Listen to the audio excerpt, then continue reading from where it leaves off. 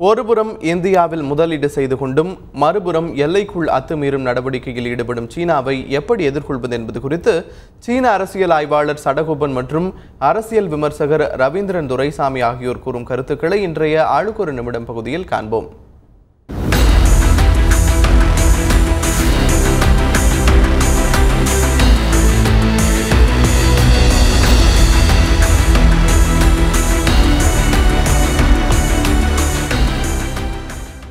அறுபத்திரெண்டிலும் இதே போல் தான் நடந்தது. சுயன்லாய் நமது நாட்டிற்கு திரும்பி சென்றவுடனே நம்முடைய தாக்குதல் நடத்தியிருக்கிறார். அதனால் அதையெல்லாம் நான் நினைவில் கொள்ள வேண்டும். ஆனால் இப்பொழுது சைனா பொருளாதார ரீதியாக தான் பெரிய சக்தி படைத்த நாடாக மாற வேண்டும் என்பதற்காக பல நாடுகளில் தன்னுடைய முதலீடுகளை செய்து கொண்டிருக்கின்றது. பாரத நாட்டிலும் கூட ஏராளமான சைனாவுடைய முதலீடுகள் இருக்கின்றது. உலக அளவில் சைனா மீது முழு நம்பிக்கை கிடையாது. இன்றைக்கி ஹாங்காங்கில் அங்கே ஜனநாயகம் வேண்டும் என்று மாணவர்கள் போராடி கொண்டிருக்கிறார்கள்.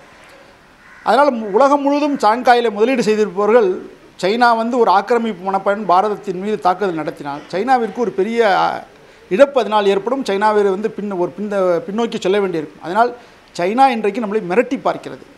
நாம் தைரியமாக நம் இடத்தை விட்டு கொடுக்காமல் பேச்சுவார்த்தையின் மூடுவதற்கு முடிவு காண வேண்டும்.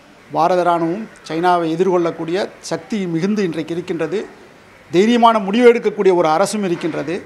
இருந்த போதிலும் கூட சண்டையை விட சமாதானமாக போவதான் நல்லது. அதற்காக நாம் ஏமாந்து போய்விடக்கூடாது, எச்சரிக்கையுடன் இருக்க வேண்டும். இந்திய அரசாங்கம் சைனாவை சரியான முறையில் தான் கையாண்டு வருகிறது. நரேந்திர மோடி அவர்கள் சைனா பிரதமரிடமே நேரிடையாகவே சைனாவின் நடவடிக்கை சரியில்லை என்று சொல்லும்போது சைன அதிபர் இது எனக்கே தெரியவில்லை என்று கூறியிருந்தார். இப்பொழுது சைன இராணுவம் வெள்ளை கொடி ஏந்தி நாளைக்கு நாம் சமாதானமாக எல்லை பகுதியில் போய்விடலாம் என்று இந்தியாவிடம் 3 நாட்களுக்கு முன் கேட்டிருந்த கோரிக்கையை இந்தியா இன்று ஏற்றுக்கொண்டுள்ளது. எல்லை பிரச்சனை எல்லா நாடுகளுக்கும் இருக்கக்கூடிய ஒரு பிரச்சனை தான். இதனை ஒரு பெரிய பிரச்சனையாக இந்தியாவும் கருத வேண்டியதில்லை, சைனாவும் கருத வேண்டியதில்லை.